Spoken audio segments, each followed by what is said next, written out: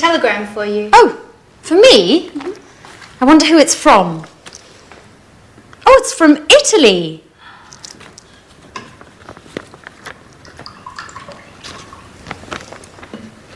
Come on, Anne. Tell me who it is from. You know I'm dying of curiosity. It's from my sister, Kimberly. She says she's coming to visit me, and well, she's arriving on Thursday. Today's Thursday. Oh my God. It is. What? Oh, what? Now I have to tidy up and do the shopping, and the house needs a good cleaning as well. Oh, slow down and calm down, Anne. We've got time. So, who is older, you or your sister? I am. And are you similar or different? Well, we're quite different. She's shorter than I am, and she's got blue eyes. Hey, what are you talking about? About Anne's sister, Kimberly. She's arriving this afternoon. Great, I can't wait to meet her. Is she as cute as you, Anne?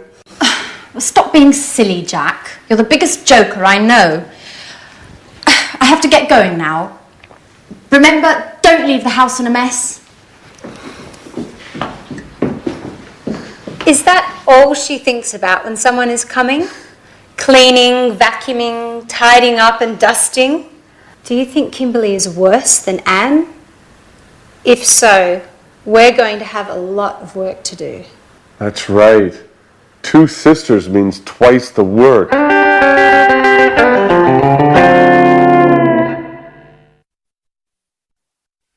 Hello again and welcome back for another English lesson on your live TV program. Now, in that episode which you just saw, we learned that Anne has a sister called Kimberly, and that Anne is older than Kimberly, and Kimberly is shorter than Anne. And Jack asked, is she as cute as Anne?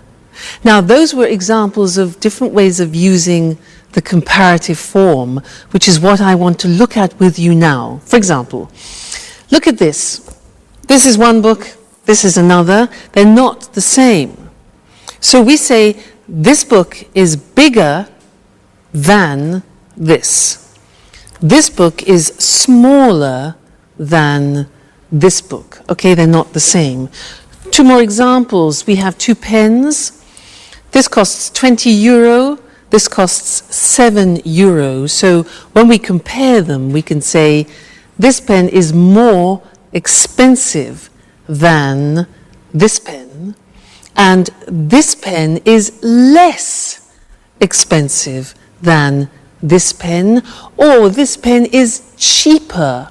Remember adjectives with 1 syllable, cheaper than, but less expensive because it has a 3-syllable adjective. Now, the next thing is what happens when objects are the same. For example, look at this. Mr. Elephant. And look at this. Another Mr. Elephant. 2 elephants. These are exactly the same. So, when we compare them, we say this elephant is as big as this elephant. So we say as plus the adjective, and then as again, as big as.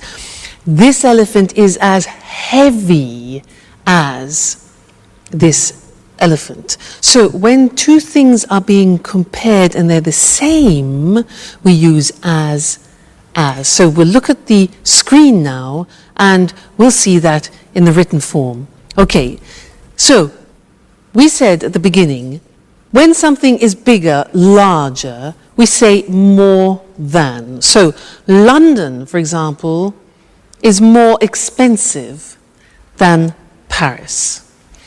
And when 2 things are the same size, like our elephants, we use as. So London is as expensive as New York. So these are comparatives of equality. And then the other example was when one thing is smaller than the other. So Paris is less than London, less expensive than.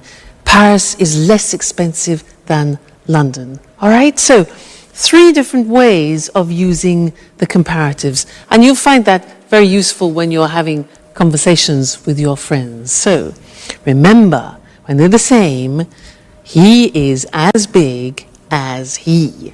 The 2 elephants. Great. So enjoy your learning, and I'll see you again very soon. Bye.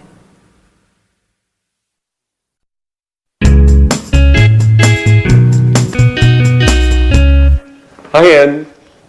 So, you must be Kimberly. It's a pleasure. I'm Jack. Hello, Jack. Anne has told me so much about you. Hi, I'm Alice. You live in Rome, don't you? So, how is life in Bella, Italy? Wonderful. My father raised me in America, though, but Italy is the most fascinating country in the world, as far as I'm concerned. Its history, the art, and of course, the best food in the world. What else could anyone ask for? And of course, the Italians are the most likable people in the world.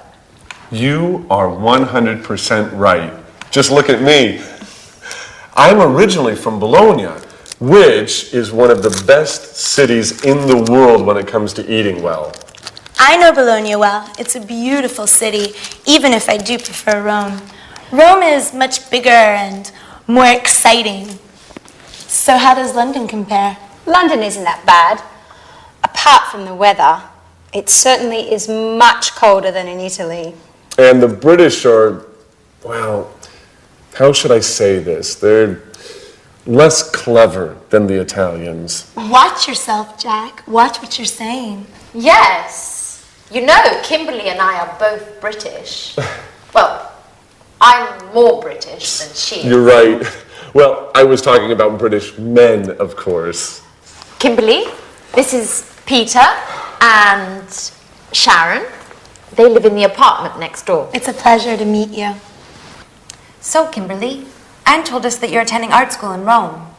You know, I wanted to study art when I was a little girl, but in the end, I decided to study archaeology instead. That's interesting. And Peter, what do you do? I'm an actor, and I do a little singing. I'm acting in a musical at the moment. What a great career. Yes, but it's certainly less stressful than Jack's line of work. He works a lot harder than Peter. But actually, he's the hardest working person in the house. And I'm the person that has the most fun. Speaking of fun, what shall we do this evening?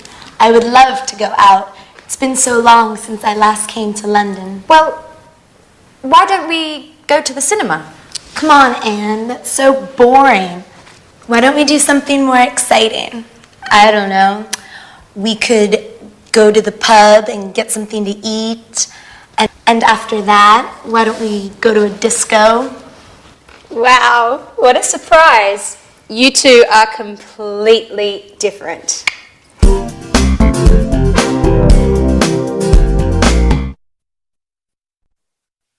Hello again and welcome back. Did you hear what Jack said? He said the British are less clever than the Italians. Well, I'm not sure I agree with that. But anyway, I want to do some revision of the comparatives and the superlatives with you. Now, do you remember that in order to formulate the comparative and superlative, you have to look closely at the adjective? If the adjective is one syllable, like short, for example, the comparative is shorter than. But if the adjective is 3 syllables or more, like beautiful or expensive, we say more expensive than. What happens with 2-syllable adjectives ending in Y, like funny? We take off the Y, insert an I, and it becomes funnier than. All right, so are you ready to try? I will give you an adjective, And you must tell me the comparative. Okay? So, cold. Colder than. Great. One syllable. Next, good. Gooder than. No. An exception. Good. Better. Do you remember those exceptions?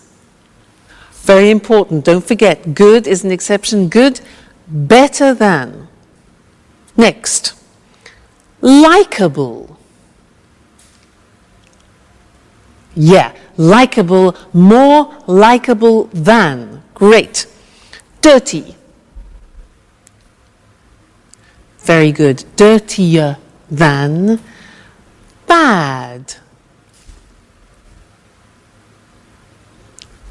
Yes, worse. Remember, it's an exception. Bad, worse than. Very good. Next one. Far. It's another exception. Farther than. Okay. Hard. Harder than. One syllable. Difficult. More difficult than. Great. Now, superlatives. I'm going to give you an adjective and you give me the superlative. So, tasty. It's the tastiest.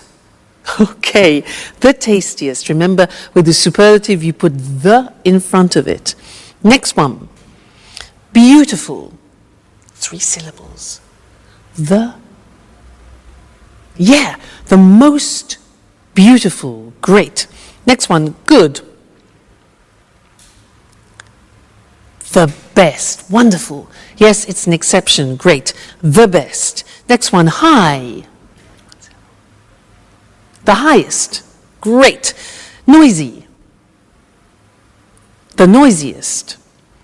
Bad. The worst. Very, very good. And one more, large.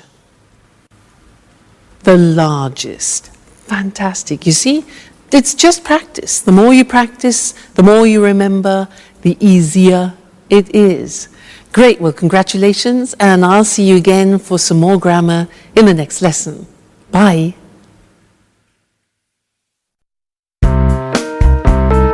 Have you finished yet? Alice! No, Jack, I haven't finished my shower. Could you ask Anne to come in here, please? She's just left. Come on, I'm pleading with you. Alice, I'm late. Okay, I've finished. Calm down. The bathroom's all yours. Oh, finally, you've been in there for over an hour.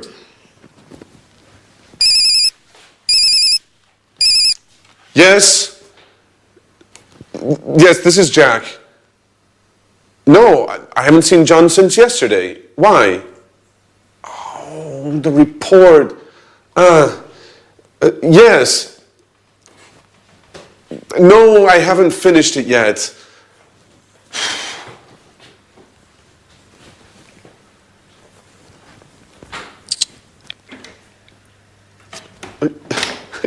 Yes, I know it's important. Anyway, I've already started writing it. Yes, I'll send it to you as soon as it's finished. Excuse me? Listen, I'll call you later. Okay.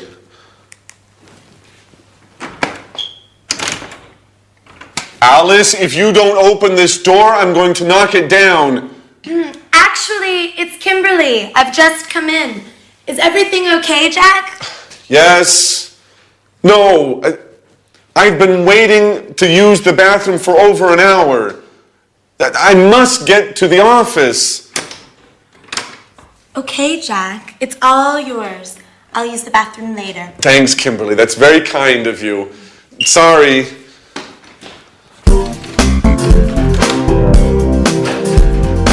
Hey, Jack, have you seen my watch? I've probably left it in there.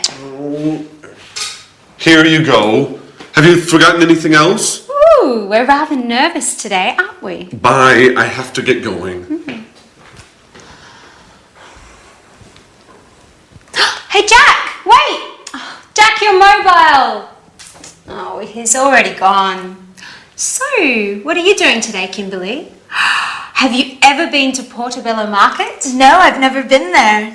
Would you like to come along and browse around the stands? Oh yes, it's been months since I last visited a flea market.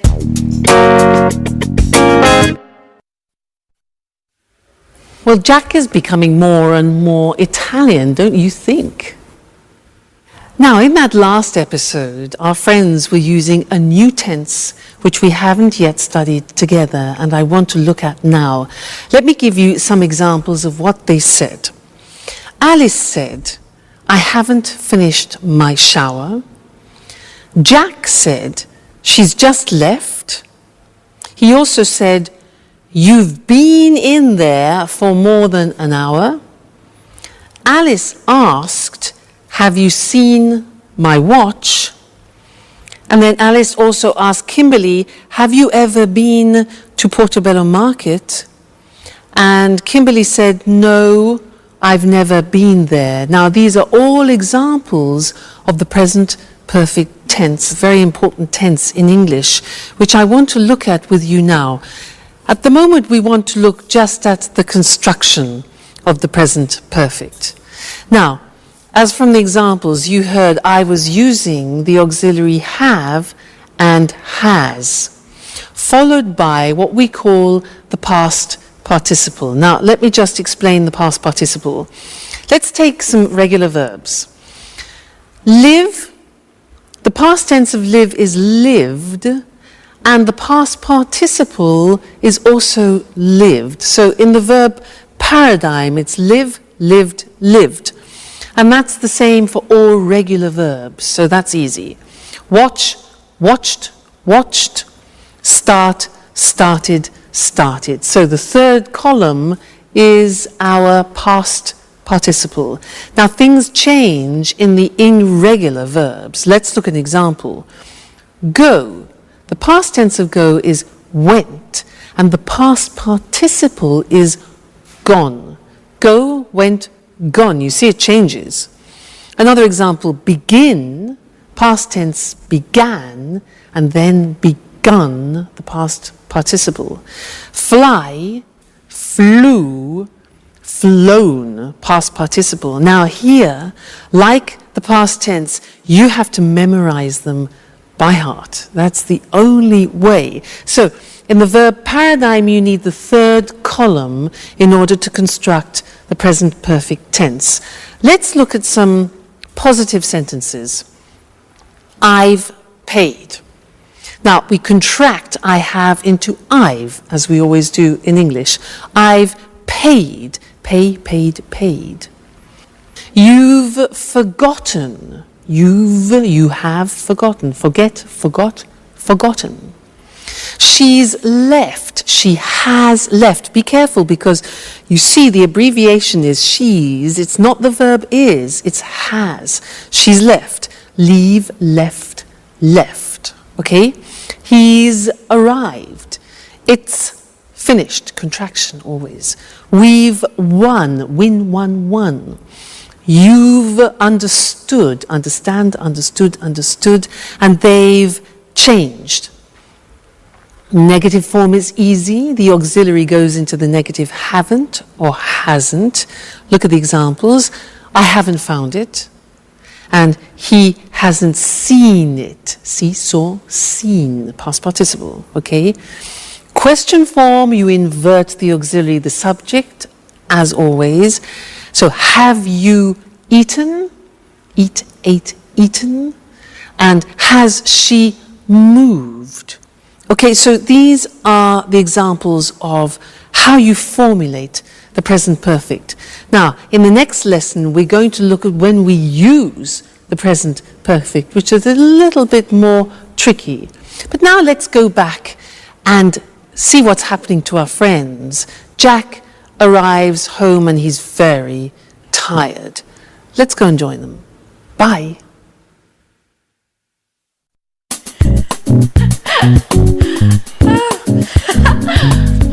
Oh, hi, Jack. Oh, what's the matter? You look awful. I'm a wreck. And I've lost my mobile. No. Alice told me you forgot it when you left the apartment this morning. That's where it is. I've looked everywhere. Oh, I must admit, I've been a little distracted lately. I guess I need some rest. You know, I haven't had a holiday since they transferred me to London. Oh. Okay, well, relax a little now. Kimberly is showing me some photos of a party they had at university last month. I've never seen such funny photos.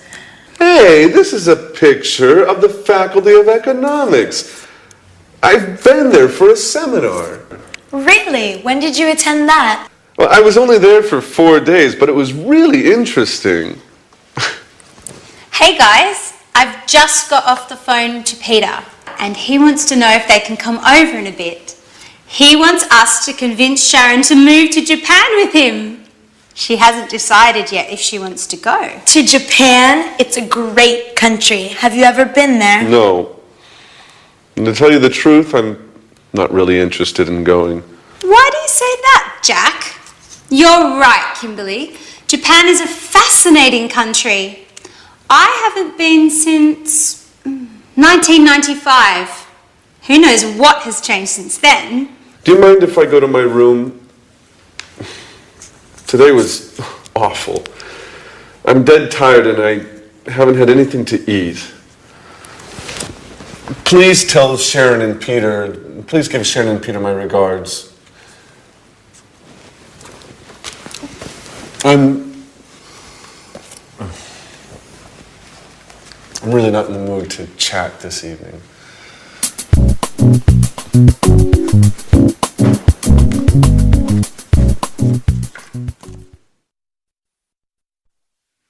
Jack, I haven't had anything to eat yet. That's just an excuse. But it's interesting for us because he used the present perfect with yet. I haven't had anything to eat yet. And in this lesson, I want to help you understand when we use the present perfect. Okay? Now, remember when we studied the past tense, I gave you an acronym, this, oil, way, on, in, last, when, ago, yesterday, because we use the simple past with definite time in the past. Well, I have another acronym for you to help you with the present perfect, and here it is. Genie. Now these represent time words which are indefinite. They describe indefinite time. So can you guess what they are? J. J is just. I have just seen him means like 2 seconds ago, just now, recently. Just. This one here. England. Used in questions, it's ever.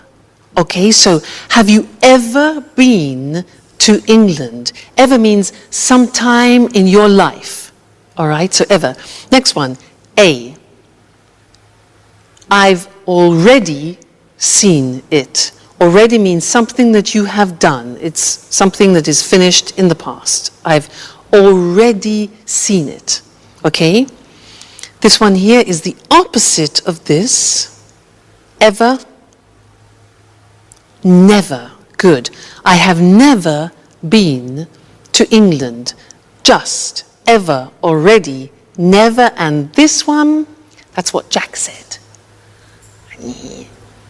I haven't eaten yet. Yet means an action which hasn't been completed. So yet. I want to look at these on the screen with you now and see where we put them in the sentence, because that's important. Just, ever, already, never, yet.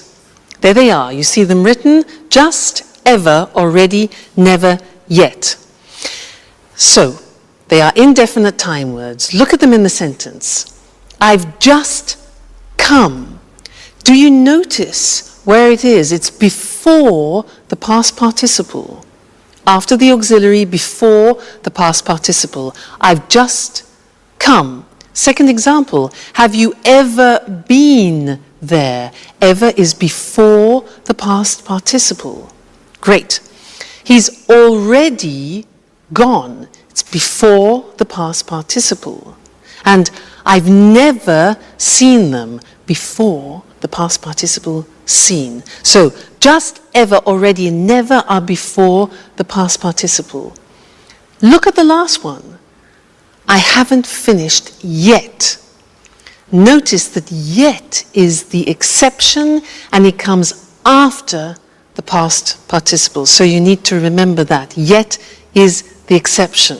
All right, so try and learn this. Just, ever, already, never, yet. When you're in the bath, just repeat it. Just, ever, already, never, yet, present perfect. All right, it will really help you when you're in conversation. And don't worry, we haven't finished with the present perfect. We will be saying other things about it in the future. So, happy memorizing. And I'll see you again soon. Bye. Hello, and welcome to this week's edition of Let's Talk, the discussion program with our commentators, Tom and Marie. Good evening, everyone. Good evening. Oh, Tom, you went to London last week, didn't you? You told me you had a meeting with an important businessman. Yes, I did. I interviewed the chief executive of a major UK financial group. He works in the city. So, you visited the heart of international high finance. Interesting. Yes, it was interesting, actually. You know, the city is very small, but very important in the world of finance. I mean, did you know that the City of London, that's its full name, is just 1 square mile, or 2.6 kilometers, and that only 7,000 people live there? Really? So few people? Yes, only 7,000 people live there, but more than 320,000 people a day commute into the city to work there. Wow! 1/3 commuters every day. Can we explain to our viewers just why this part of London is so important? Of course. The city is a global financial centre with hundreds of banks, financial exchanges, insurance companies and investment companies. You know, there are more than 500 companies in the city. That's right. And it also has several important commodity markets. The city is the place to buy commodities such as oil, gold, and silver. In the city, people carry out all kinds of financial transactions. They borrow money, save money, invest money, buy and sell commodities, buy and sell insurance for all kinds of things, from oil tankers to skyscrapers. Exactly, Marie. Together with Tokyo and New York, the city is one of the world's most important financial centers. It's situated between the time zones of Asia and America. In fact, offices in the city don't have just one clock, they have at least 4 with clocks showing the time for Tokyo, Zurich, and New York. So, the city is open for business 24 hours a day. Well, do only people from the world of finance work there? Oh no, lots of other highly skilled people work there. For example, many lawyers, accountants and computer experts work there. They help the banks and insurance companies to work smoothly. It's worth remembering too that the city is a beautiful place to visit. It can be ultra-modern and medieval at the same time. There are some beautiful old buildings, especially the churches, and some innovative new buildings such as the Lloyd's Insurance Building and the Swiss Re Building, or the Gherkin as it's now known. But remember, don't visit the city at weekends. There's nobody there, and most of the shops and pubs are closed. Oh, thank you for that tip. Well, the city is the financial heart of the UK, and perhaps of Europe. But it is also an interesting place to visit with many interesting buildings. Thanks to our commentators. Goodbye. Goodbye. Goodbye, everyone, and see you again soon for our next interesting appointment with Let's Talk. So, the City of London is the financial heart of the UK, the heart of international high finance. We say a thing or a place is the heart of something, we mean it is the center. Well, the City of London is very important. 320,000 people commute every day to work there. To commute means to travel regularly from work to home to work. Usually, the distance is quite far. A person who does this is called a commuter. The city is important because it's full of financial institutions. For example, insurance companies. These are companies that insure people or property. This means they guarantee against loss or damage. Now, most people have car insurance. You pay your car insurance every year, and if you have an accident, your insurance company pays for the damages. Hopefully. Going back to the city, there are investment companies, companies that buy shares of other companies to make a profit. And there are several commodity markets. Several is more than two, but not many. A commodity is a product that you can buy and sell in large quantities. Coffee, oil, gold are all commodities. The place where you buy and sell commodities is called a commodity market. And of course, there are lots of banks in the city. A bank is an institution that carries out financial transactions. To carry out means to do. Financial transactions are the things you do with money. Some examples are, you can borrow money. To borrow means to take and then to give back later. You can save money. To save means to keep secure. The bank keeps the money for you. You can invest money. To invest means to buy something or put your money into a company to have a financial return. People invest money to make more money. See you again soon. Good evening to all viewers, and welcome to this week's edition of Let's Talk, our discussion program with our expert commentators, Tom and Marie. Good evening, Eric. Good evening. Well, according to the data from the latest European Conference on Migration, the number of migrants arriving in Europe has increased enormously over the last 5 years. EU politicians are divided on this issue. Some of them believe that migration is a bad thing and causes lots of problems. On the other hand, other politicians maintain that migrants contribute to the developing of the economy. Could I ask what you think about these issues? Well, in my opinion, migrants don't help our economy. On the contrary, they take jobs from local people and push down pay rates for both unskilled and skilled workers. In fact, migrants are often paid less than the legal minimum wage. I'm afraid I don't agree with you, Marie. Many employers use immigration to plug labour shortages, for example, in agriculture. Farmers employ thousands of Eastern European workers to pick their crops, as they can't find local workers to do the work. Oh, that's true. In addition, there are low birth rates in most European countries, particularly in Spain and Italy. The economies of these countries need more workers, especially for difficult jobs that local people don't want to do. Exactly, and it's important to remember that migrant workers contribute to the economy because they pay taxes. Well, this only happens if migrant works legally. Unfortunately, many migrants come into Europe illegally. You're right, Eric. They come in illegally and they often form an underclass that doesn't have access to healthcare and education. That's why they sometimes get involved in criminal activities.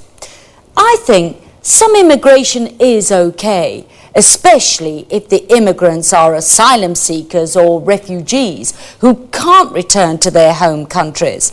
Apart from this, I think European governments should put a stop to immigration. How do you suggest they do this? Well, the EU should do more to help develop the economies of North and West Africa.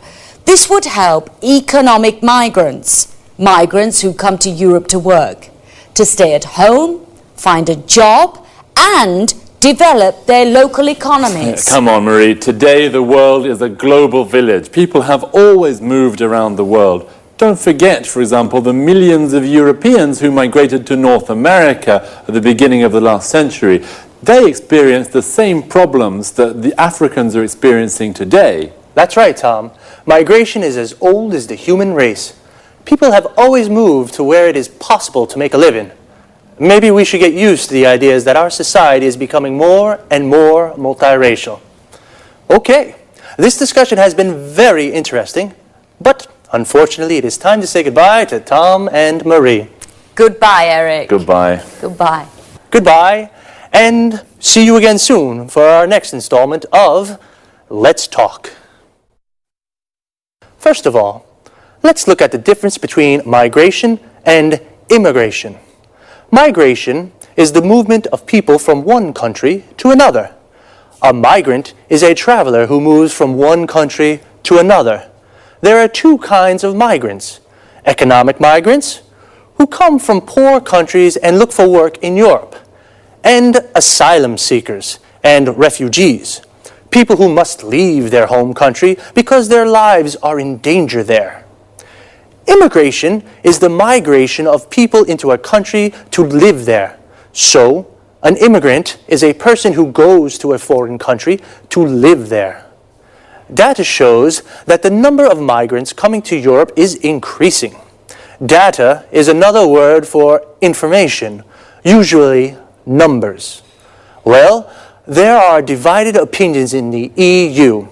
The EU stands for the European Union. Some EU politicians think it's a good thing because migrants contribute to the development of European economies.